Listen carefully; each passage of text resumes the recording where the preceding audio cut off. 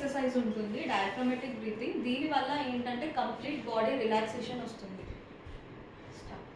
Stomach మీద hands పెట్టుకొని ముక్కుతో గాలి గట్టిగా పీల్చుకోవాలి. గాలి గట్టిగా పీల్చుకున్నప్పుడు స్టమక్ ముందుకు రావాలి. ముందుకు వచ్చి గాలి వదిలేసేటప్పుడు నోటి నుంచి గాలి వదిలేయాలి. ఇది డయాఫ్రమాటిక్ బ్రీతింగ్ అంటారు.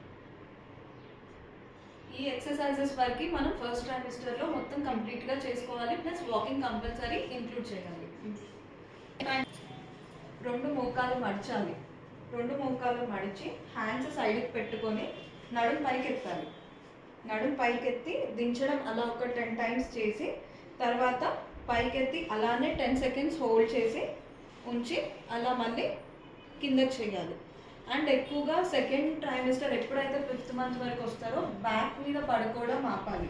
ఎందుకంటే blood pressure changes, blood circulation problems వస్తాయి. So better to sleep on side.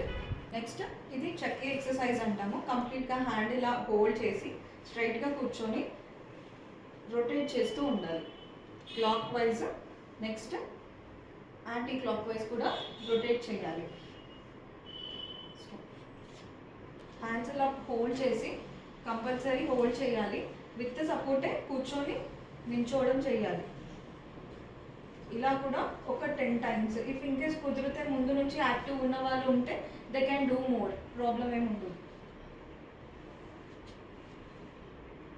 ఇది ఇక్కడి వరకు సెకండ్ ట్రైమిస్టర్ బేసిక్ ఎక్సర్సైజెస్ ఇవి.